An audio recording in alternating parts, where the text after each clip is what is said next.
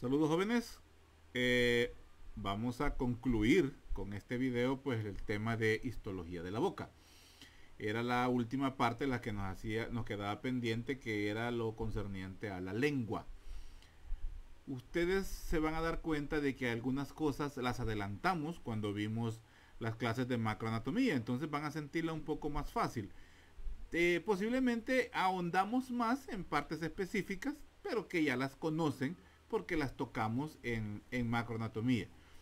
Entonces, pues creo que va a ser un poco bastante digerible estas clases. Realmente, si ustedes se han dado cuenta, es bastante, no similar, pero lo que les decía en algún video anterior, que se complementa la información que vimos en macro, pues la complementamos ahorita con micro. Y eso pues hace más fácil integrar el conocimiento y por ende asimilarlo. Teniendo la parte macroscópica, o sea, lo teórico, mejor dicho, lo práctico, el laboratorio práctico, realmente esto tendría que ir concatenado las tres situaciones. Un día tendríamos que ver ¿cómo se llama? Macroscopio, o sea, la teoría de macroanatomía, por ejemplo, de la lengua. Yo les tendría que haber dado macro, ¿cómo se llamaba? Esa se llamaba anatomía de la cavidad oral, por ejemplo. Veíamos lengua, papilas, veíamos ¿cómo se llama? La glándula salivales, los dientes, las encías, magnífico. Luego lo complementábamos con histología de la boca, que es el tema que estamos terminando. Y en una fecha intermedia, ustedes tuvieron que haber visto el laboratorio práctico, tanto de macro como de micro. Y en esa forma, pues el conocimiento estaría pues bien cimentado en su mente. Entonces, yo reconozco esa deficiencia y esa situación que les juega en contra a ustedes. Pero vamos a hacer algo, lo que yo les decía, vamos a hacer algo, todavía pues estamos en pláticas por ahí, más que todo es por la disposición de tiempo, y es que eso es algo que juega en contra de uno. Yo quisiera dedicarme más a la docencia, pero no se puede, ¿verdad? Entonces, pero bueno, vamos a continuar. Entonces, hablamos de la histología, pues, histología de la boca, ya vimos el paladar duro, paladar blando, la úvula. Vimos los dientes, vimos cómo está constituido un diente, vimos cómo está constituido la encía y vimos cómo están constituidos los labios con sus respectivos epitelios y sus tipos de mucosa que los revisten. Vimos también las características, por ejemplo, del diente, ¿verdad? Del esmalte, del cemento, de la dentina, siendo algunas estructuras pues de las más fuertes, de las sustancias más fuertes que existen. Entonces, a grandes rasgos. Ahora pues vamos a hablar ya directamente pues de la boca. Entonces vamos a continuar, permítanme, y me voy a salir para de acá para poder pues comenzar, correcto, con la histología de la boca, específicamente pues con la zona de la lengua. Como ya sabemos, pues la lengua pues es la estructura más grande que encontramos dentro de la cavidad bucal. La lengua pues posee tres regiones específicas. Una raíz, ¿verdad? Bueno, sí, una raíz y un cuerpo. Así se clasifica en macroanatomía, una raíz y un cuerpo. Ahora, en el cuerpo identificamos dos estructuras. El tercio posterior, ¿verdad? Este que está acá es el tercio posterior y los 2/3 anteriores. Se clasifica así porque va de acuerdo a la inervación de la lengua. Entonces, por eso la clasificamos así. Pero en general, pues decimos que la lengua tiene, ¿cómo se llama? Dos regiones. La raíz y el cuerpo. Y el cuerpo pues se subdivide en el tercio anterior, los 2/3 anteriores y el tercio posterior. Ahora bien, algo que le reconocemos a la lengua es su excepcional movilidad. Esa movilidad en todos los sentidos y en todos los ángulos que la lengua tiene, es gracias a la gran masa de fibras entrelazadas, de fibras musculares que están entrelazadas dentro de la lengua y externamente de la lengua. O sea, es músculo esquelético, ojo con eso, no es músculo liso, es músculo esquelético. El que está tanto como músculo extrínseco. Ve, no he activado mi puntero, perdón, y ya señalé varias cosas. Por si acaso, pues la raíz, el cuerpo, y el cuerpo se subdivide en el tercio posterior y en el tercio anterior de la lengua. Entonces, hablábamos de que la gran movilidad que tiene la lengua, pues es gracias a los músculos, a esa musculatura tanto extrínseca como intrínseca, que es de tipo esquelética, no de tipo músculo liso, ¿verdad?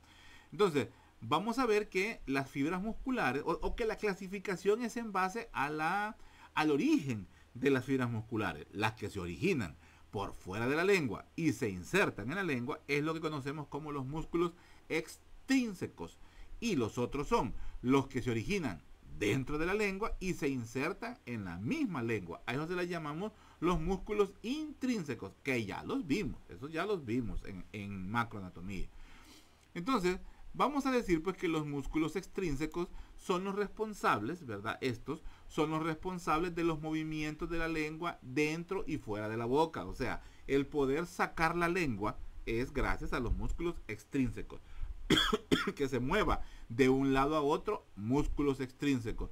Que se mueva de arriba a abajo, músculos extrínsecos. En cambio, los músculos intrínsecos, estos son los que modifican la forma de la lengua, enrollar la lengua, movilizar la lengua, por ejemplo en la deglución. Eso es gracias a los músculos intrínsecos, los que les cambian la forma, y los extrínsecos son los que la mueven dentro o fuera de la cavidad oral. Los músculos intrínsecos, ¿verdad? Son los que conocemos como el longitudinal, ¿verdad? El longitudinal superior, el longitudinal inferior, el músculo vertical y el músculo transverso. Esos son músculos intrínsecos, ¿verdad? Músculos inervados por el hipogloso. Y luego tenemos los extrínsecos, ¿verdad? El palatogloso, el estilogloso, el geniogloso y el iogloso. Pregunta de examen, esa fue pregunta de examen, ¿verdad? Todos inervados también por el hipogloso, menos uno, que es el... Esa fue pregunta de examen, del palatogloso, que es inervado por el vago. Entonces, vamos a ver también que la lengua posee una superficie dorsal, ¿verdad? Que es esta, la superficie dorsal. La que está por abajo es la superficie ventral, lo que está por abajo de la lengua, ¿verdad? La superficie ventral. Y posee dos superficies laterales que se conocen como los bordes, que son estas de acá. Estos son las superficies laterales o los bordes de la lengua. Entonces, la parte pues más grande, más prominente, más llamativa, pues por supuesto es el dorso de la lengua, ¿verdad? Entonces, vamos a ver que en la lengua pues la podemos dividir en dos tercios. Bueno, sí, en tercios. Los dos tercios anteriores, que es la parte más externa de la lengua, y el tercio posterior. Los dos tercios, pues como lo vemos, pues es lo más grande, y el otro pues es el más pequeño. Estas dos regiones, ¿verdad? Estas dos regiones podemos decir que están separadas, o ¿cómo podemos decir? Sí, están delimitadas pues por este surco. Esta llave está un poquito más movida, pero ustedes ya me entienden. Esto es el surco que tiene una forma de V. A esto le llamamos el surco terminal.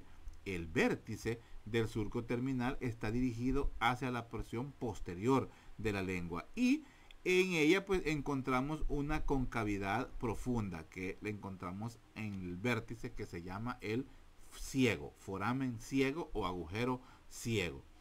Ahora, la superficie dorsal, ¿verdad?, del tercio posterior de la lengua es bastante irregular. ¿Por qué? Porque aquí vamos a encontrar lo que se conocen como las amígdalas linguales, ¿verdad? Son estas de aquí. Aquí no se ve muy bien, pero las vamos a ver más adelante. Tenemos las amígdalas linguales. Y también la parte más posterior, que es esto, parte más posterior de la lengua, es lo que conocemos como la raíz de la lengua. Es parte de la musculatura que es extrínseca de la lengua. Ahora, en relación a que en estas existen glándulas salivales menores, entre los músculos intrínsecos, ¿verdad?, que son los que conforman el cuerpo de la lengua, vamos a encontrar revueltas o incrustadas estas glándulas salivales menores. Vamos a encontrar las linguales anteriores, que se encuentran en esta parte de acá, que son las glándulas de Bladingnuum. Glándulas de Bladingnuum. Búsquenlo. No, por eso no se los puse en la diapositiva para que las averigüen. Glándulas de Bladingnuum. Estas están cerca de la punta de la lengua. Luego tenemos las glándulas mucosas posteriores. Estas glándulas mucosas posteriores, estas están en el núcleo del tercio posterior de la lengua, o sea, al interior. Ahí vamos a encontrar las glándulas mucosas posteriores. Y la tercera son las glándulas de von Ebner. Glándulas de von Ebner. Estas las localizamos en la cara posterior del tercio anterior de la lengua, o sea, en esta zona de acá encontramos las glándulas de von Ebner. Estas, los conductos liberan saliva un poco más cerosa y ¿cómo se llama? Y también las encontramos cerca del surco terminal. Vamos a ver pues que encontramos las papilas. Estas están compuestas principalmente por papilas caliciformes, ¿verdad? Y los surcos anteriores, que de a ellos vamos a encontrar que están las papilas foliadas. Ahora, las papilas linguales, que es donde encontramos las terminaciones gustativas, estas pues la mayoría, estas se proyectan sobre la superficie, están sobre la superficie de la lengua. Cubren prácticamente los 2/3 anteriores de la superficie dorsal de la lengua. Ahí es donde está la mayoría. Pero, como ya vimos en otros temas por allá, encontramos algunos corpúsculos gustativos fuera de la lengua y tienen acción pues para discriminar o para determinar pues los sabores. Permítanme, se me trabó esto. Aquí estamos. Para que ilustremos, ¿verdad?, lo que estábamos hablando, pues esto es la lengua, esta es la parte más posterior de la lengua, esto es la raíz de la lengua. Estos son la musculatura, ¿verdad? La que va hacia la apófisis geni de la mandíbula, el geniogloso, la que va al yoides, ¿verdad? Hacia abajo, hacia el yoides, encontramos el giogloso. El estilogloso, pues no lo vemos acá, pero pues esta es la raíz. Y hablaba pues de que la parte más posterior de la lengua se volvía más irregular debido a la presencia de las amígdalas linguales. Esta diapositiva me va a servir mucho para recordar el anillo de Waldeyer. El anillo de Waldeyer está conformado por las amígdalas linguales, las amígdalas palatinas, las amígdalas faríngeas, y en esta zona de aquí, que es donde se abre la trompa de Eustaquio, encontramos las amígdalas tubáricas de la tuba auditiva, ¿verdad? Ojo con eso, ojalá se les olvide. Ese es el anillo de Waldeyer. Son 4 componentes: las amígdalas linguales, las amígdalas faríngeas, las amígdalas palatinas y las amígdalas tubáricas. Sigamos. Hablando entonces de las papilas linguales, vamos a ver que son de 4 tipos: las filiformes, las fungiformes, las foliadas y las caliciformes. En anatomía macroscópica no les decíamos caliciformes, sino que les decíamos circunvalada. Es lo mismo, caliciformes y circunvalada. Morfológicamente sí está mejor decirle caliciforme, porque tienen forma de un cáliz. ¿Se acuerdan qué es el cáliz, verdad? El copón que se usa, por ejemplo, en la misa, pues los católicos lo van a saber. Esto es una forma de cáliz, de una copa, por decir así. Entonces, estas son las caliciformes. Todas ellas, pues, reciben su nombre dependiendo, pues, de la estructura y de la función, ¿verdad?, que ejercen. Como les decía, se sitúan en la parte anterior del surco terminal de la cara dorsal o lateral de la lengua. O sea, en los 2/3, ahí se distribuyen en el dorso de la lengua. Tenemos las filiformes, ¿verdad?, las foliadas y las fungiformes. Ya vamos a hablar un poco de por qué esos nombrecitos que tienen ellas específicamente. Sigamos. Hablemos de las filiformes, ¿verdad? Las filiformes se les llama así porque tienen forma de hilo. Estas son las filiformes. Veamos la anterior, ¿verdad? Esta es la filiforme, tiene forma de hebra de hilo. Por eso se le llama filiforme. No me cuestionen a mí que por qué le tienen ese nombre si ni se parece a un hilo, pero ni modo, así se tiene y así lo vamos a, lo vamos a aprender. Entonces vamos a ver pues que las papilas filiformes pues son numerosas, son estructuras pues muy delgadas, estas que vemos acá, son estructuras muy delgadas que le dan el aspecto como aterciopelado a la superficie dorsal. Ese como tejido de terciopelo que se le ve a la lengua es gracias a las filiformes, a los hilos. Bueno, tiene lógica, ¿verdad? ¿Por qué se le dice filiforme?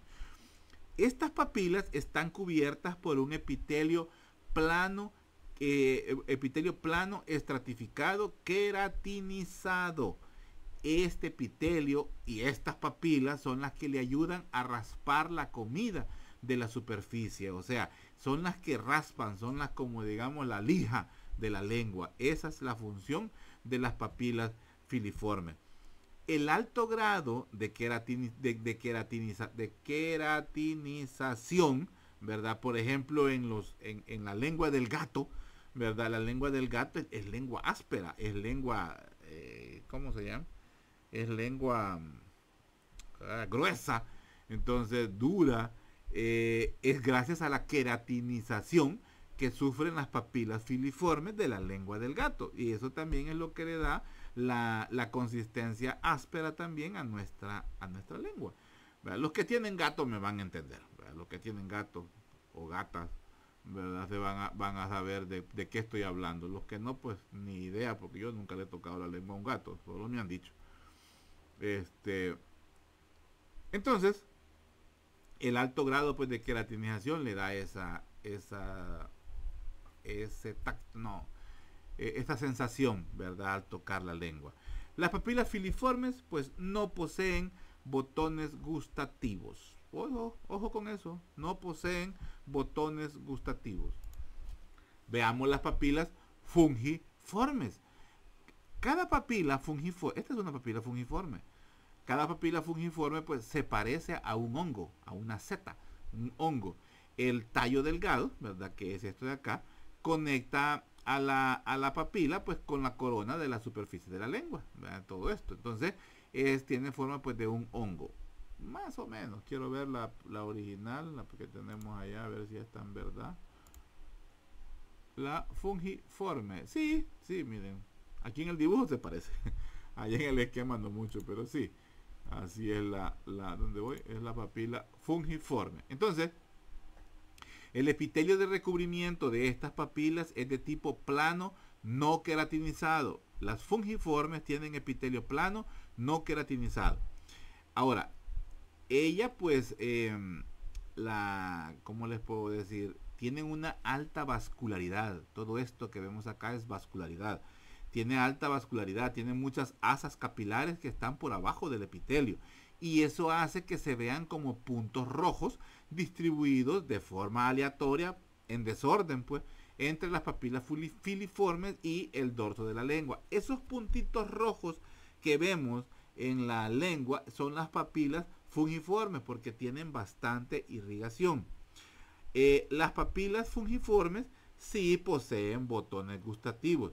Por supuesto, en la cara dorsal, pues de su parte superior. Es una parte específica de la papila, pero eso no se lo voy a preguntar.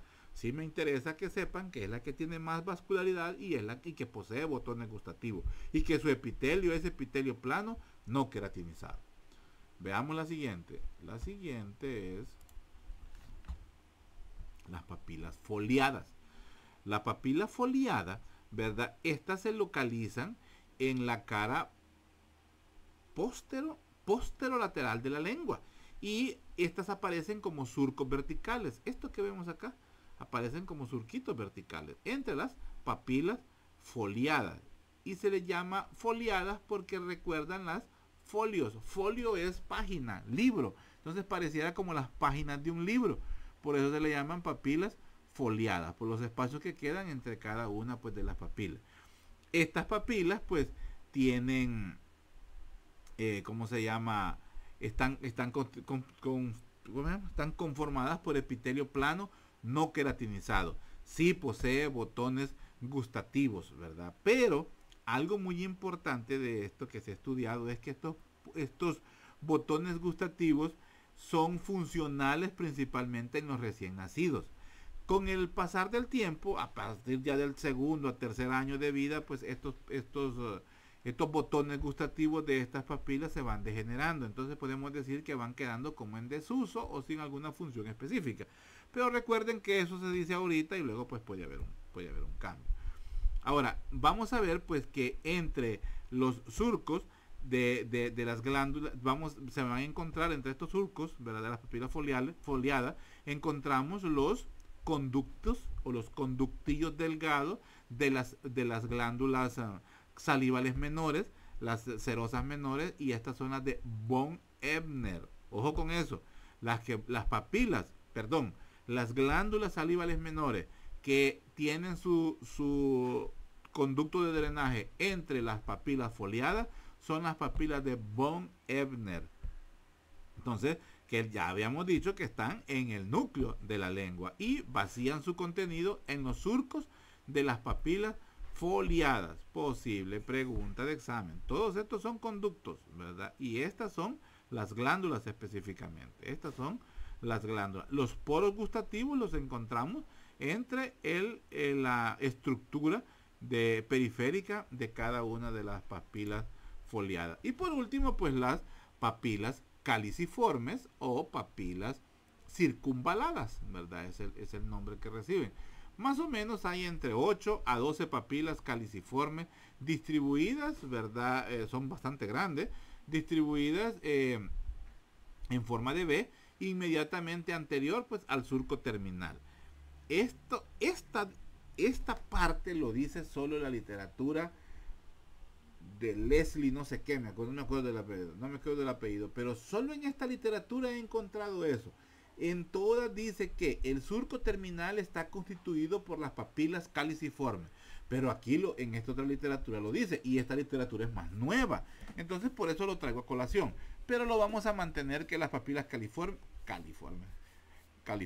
las papilas caliciformes están localizadas en la periferia del surco terminal.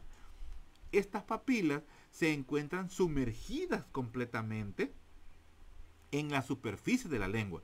Por eso pues están recubiertas por un surco, por un epitelio, ¿verdad? Un surco y un epitelio, y cuya base pues está perforada por los estrechos conductos también de las glándulas de von Ebner, lo que estamos viendo acá también. Estas tienen un surco.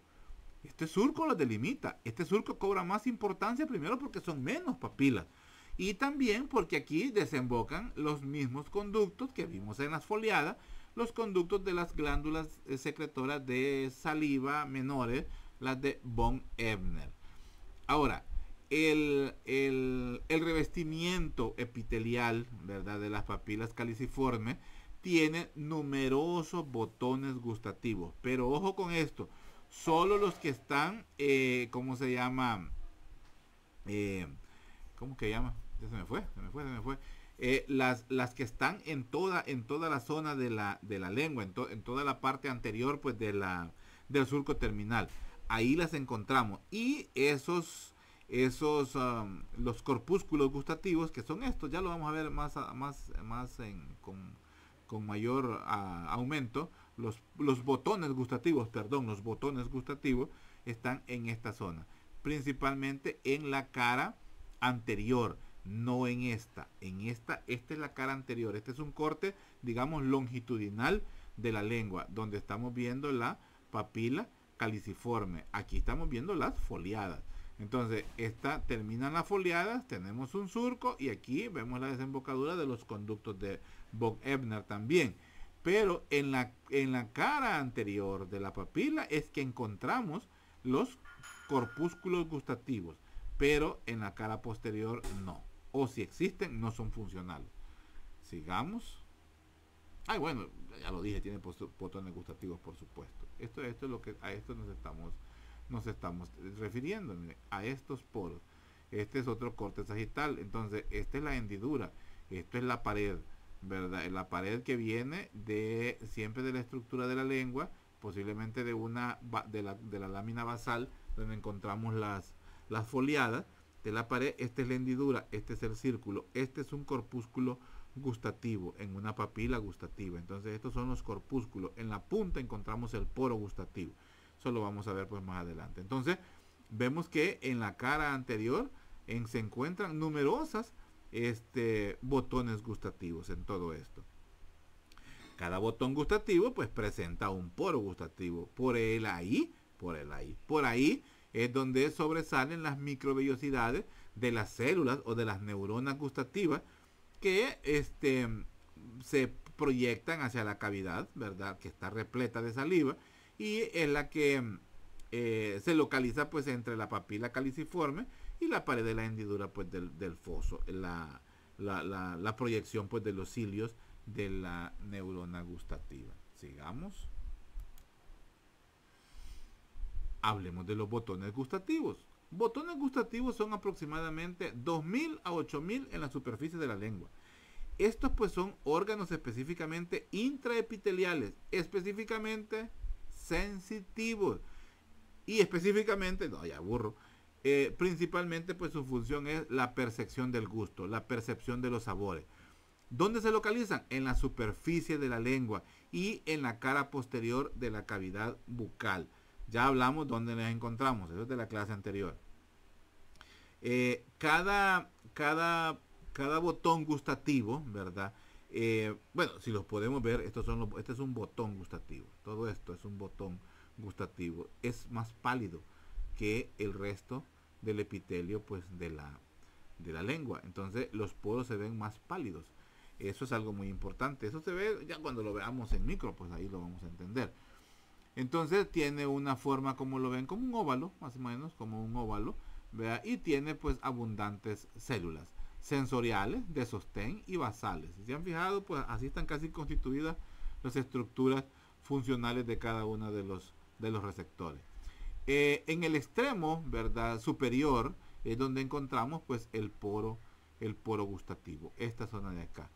Eso pues es el que se localiza pues de forma libre en la superficie del epitelio y se proyecta pues hacia la abertura, o sea, hacia la boca, pues hacia donde está la saliva. El poro gustativo pues está formado por células epiteliales planas, estratificadas, que se encuentran también por encima del botón gustativo. Ese es el tipo de epitelio, plano, estratificado.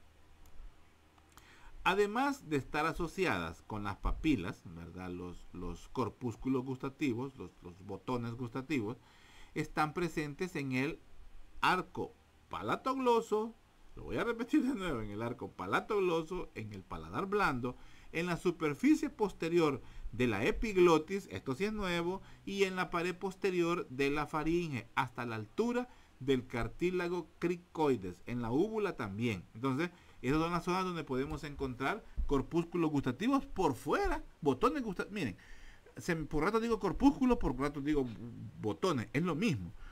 Los botones gustativos principalmente pues están en la lengua, ya lo dijimos, acompañando a cada una de las papilas. Pero los podemos encontrar como corpúsculos específicos en el arco palatogloso, en el paladar blando, por ende está la úvula, en la superficie posterior de la epiglotis y en la pared posterior de la faringe, hasta la altura del cartílago cricoides, son cartílagos de la laringe. Sigamos. Bueno, aquí aprovechamos a ver cómo es la distribución de células.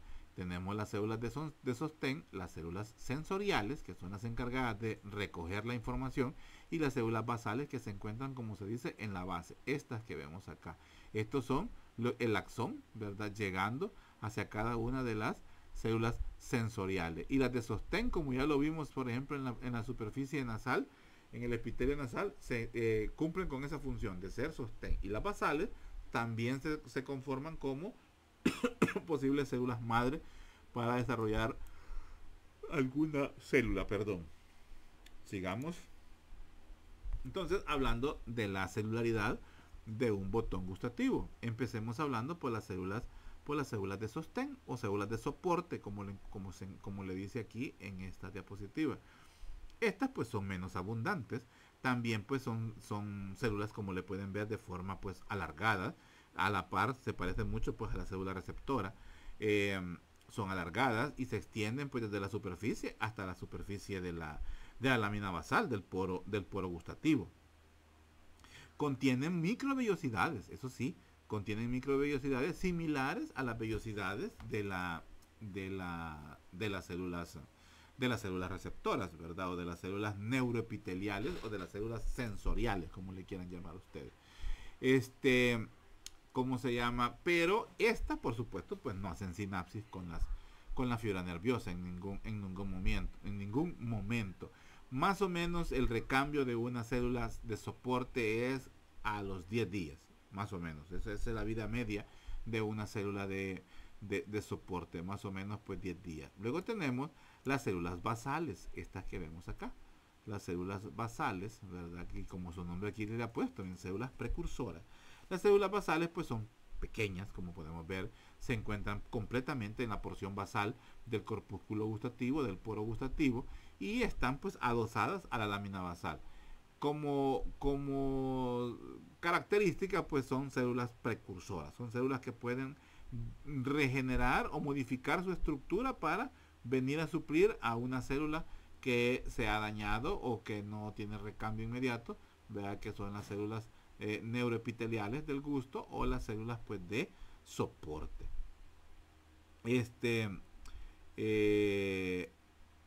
Ahora, las células neuroepiteliales sensoriales o las células pues del gusto, como le quieramos llamar, son pues las más numerosas. Ellas son las más numerosas del receptor del gusto.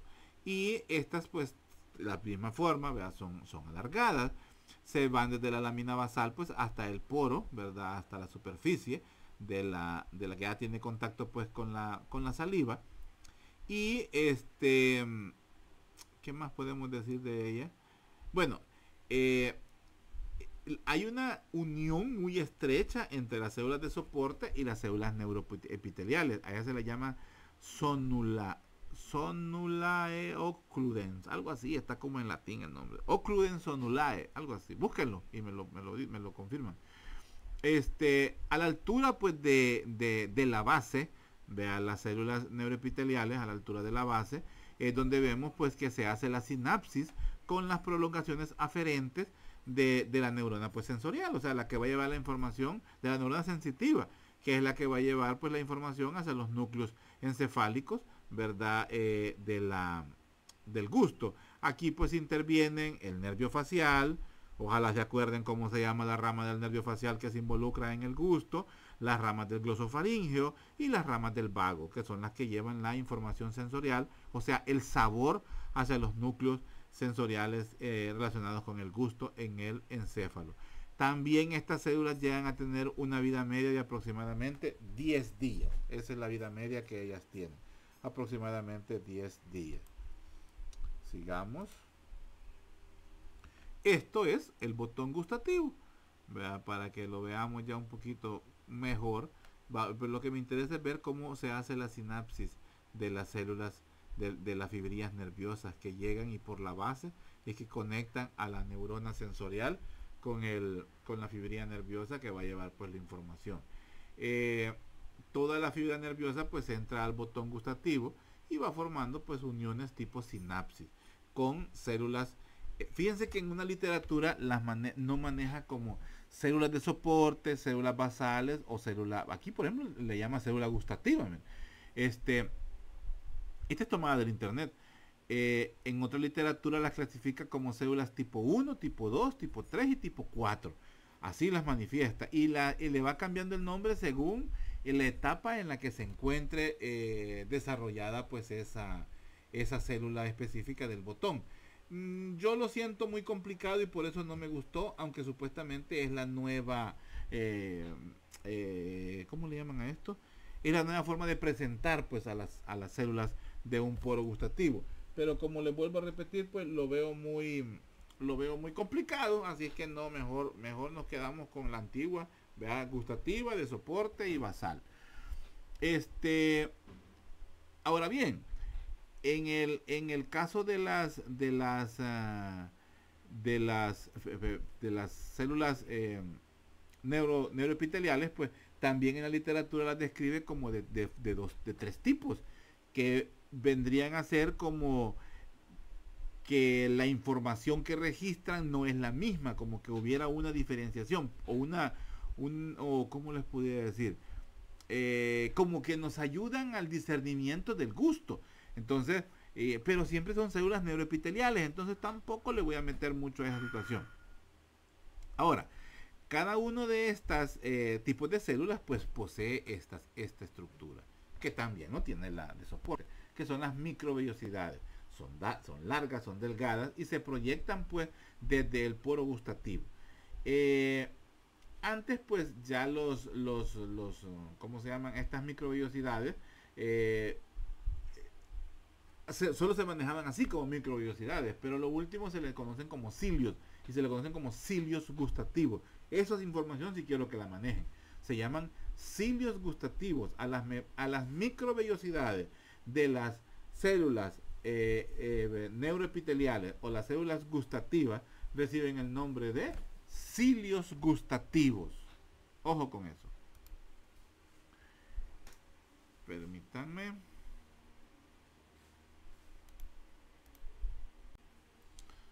Hablando específicamente de lo que es el gusto, esto es un poco de fisiología realmente mezclado con química, bioquímica. No vendría a ser una información importante para la anatomía, pero es necesario mencionarlo porque hemos hablado de las papilas. Entonces vamos a hablar un poquito sobre el gusto.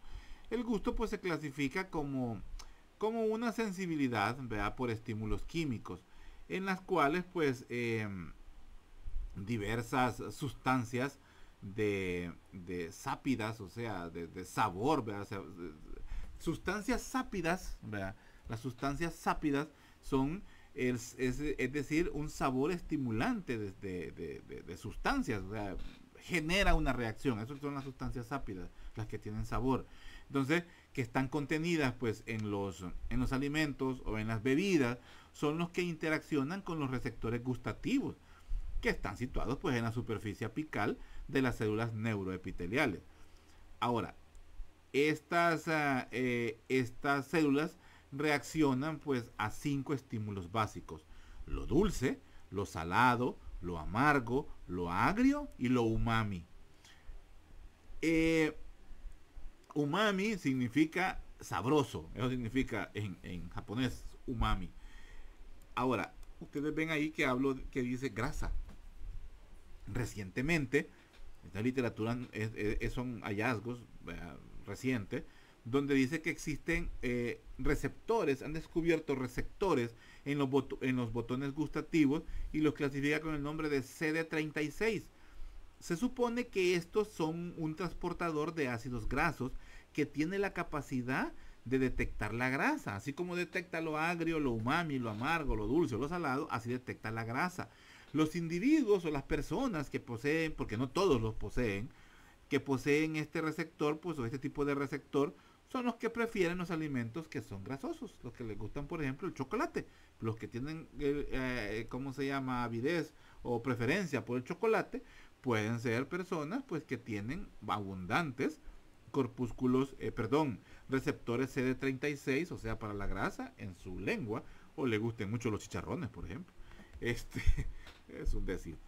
Ahora, son cosas pues que se las traigo a colación porque son nuevas y es bueno saberlo. Y se los puedo preguntar. Ahora, en sí la reacción del sabor o cómo se da el gusto es una acción molecular, ¿vea?, de todas las sustancias sápidas, de todas las sustancias que tienen sabor, que esta puede pues implicar la apertura, ¿cómo se llama?, la apertura o cierre, ¿verdad?, de algunos conductos. En la otra diapositiva les explico eso mejor. Lo que sí quiero terminar que las sustancias de sabor, pues amargas, dulces y umami, interaccionan con receptores del gusto acoplados a proteína G, que pertenecen a la familia T1R y T2R, que son de receptores quimiosensoriales. Esto es lo que les decía, que esta en la diapositiva está más fácil de entender, no sé por qué lo tengo aquí, pero sí, más que todo está acoplado con transportadores, unos que tienen que ver con proteínas G y otros que tienen que ver con unos conductos iónicos. que aquí veámoslo, permítanme, estamos hablando en el aire, es esto. No quiero meterme en mucho, ¿verdad? Porque aquí pues ya podemos decir que esto es bioquímica, esto es fisiología. Entonces vamos a ver cómo hay receptores, ¿verdad? Específicos como la proteína G, que son de los cotransportadores que tienen que tener una unión, ¿verdad? A los receptores, ¿verdad? T2R, T1R2, que son para los sabores amargo, dulce y umami. Entonces necesitamos la proteína R para que lo presente a cada uno de los receptores y se puede interpretar y de la cadena de despolarización para luego viajar a través de la fibra nerviosa. Ahora, los otros son a través de canales iónicos, son canales que se abren y permiten la entrada del sabor en sí o del estímulo del sabor. En este caso, pues, de lo ácido y de lo salado. Esto es por canales iónicos, esto es por proteína G, mediado por proteína G. Y para terminar, yo creo que esta sí es la última. Aquí está el resumen de todo de los botones gustativos. Los amargos, el receptor que encontramos en cada uno de los corpúsculos es T2R38 ligado a proteína G. Lo dulce ligado a proteína G. Esto es lo que más me interesa a mí. Esto es bioquímica, esto es histología. Entonces, ¿a qué está ligado? A proteína G, o sea, es un cotransportador, o simplemente o es un transporte pasivo, que es, estos son tipos de transporte. Esto lo vimos allá cuando veíamos, por ejemplo, el intercambio a nivel de los ¿cómo se llamaba esto? De los capilares. Entonces también el intercambio gaseoso. Entonces aquí vamos a ver que estos están a canales de hidrógeno y otros son a canales de sodios, ¿verdad? Entonces eso es lo importante de los tipos de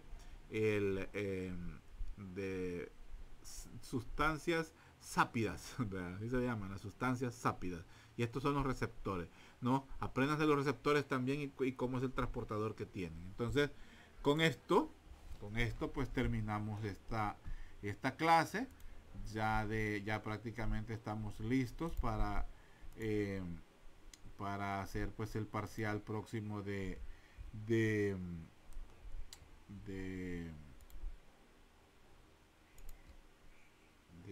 ya me trabé, el parcial pues de histología, de microanatomía, el teórico de microanatomía. Pues ya tenemos lista toda la información y ya podemos realizarlo. Vamos a estar expectantes. De momento yo, bueno, voy a emitir por ahí, ¿verdad? A través de mi vocero voy a emitir pues de que el examen yo no lo he movido, el examen está para lunes. Si la situación pues cambia, es posiblemente el lunes se retomen las actividades normales. Si hay cambios, pues vamos a tener que moverlo a la fecha inmediata, ¿verdad? Así lo voy a hacer, a la fecha más inmediata vamos a hacer el examen.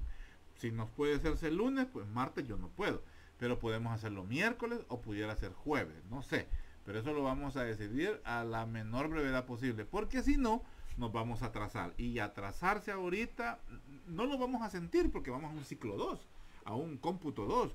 Pero sí lo vamos a sentir cuando estemos allá por noviembre, a patadas de ahogado, y todavía teniendo actividades. El ciclo pasado, el ciclo 2, el ciclo par del año pasado, pues todavía estábamos a diciembre, en fechas próximas a la fiesta, haciendo evaluaciones. Y las reposiciones creo que fue al venir, vea, en enero.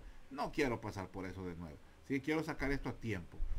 Vamos bien con los tiempos realmente. Así es que pues por favor métanle con ganas. Si cambia la situación climática, posiblemente el lunes se levanten las restricciones. No, perdón. Sí, si cambia, si mejora la situación, pues posiblemente el lunes volvamos a las actividades normales, no presenciales. Así que vamos a trabajar, vamos a hacer el examen el lunes. Si no, se va a mover a la fecha inmediata, a la fecha más inmediata. Cuídense, estudien mucho, ya tenemos toda la información. Esta clase realmente la hice corta. Bueno, 2 horas. No más, ¿verdad? 3 horas. Este último pedazo fue lo más corto. Quedamos así. Estudien mucho y se les aprecia bastante. Me interesan mucho, jóvenes, realmente como estudiantes me interesan bastante porque yo tengo una responsabilidad con ustedes de enseñar y de compartir mi conocimiento. Y de ustedes pues yo espero también el compromiso de que rindan y que valoren, ¿verdad? El esfuerzo que hacen pues sus padres principalmente y nosotros pues sus docentes. Éxitos realmente y estamos pendientes a cualquier información. Cuídense mucho, se les aprecia y pasen buenas noches. Adiós.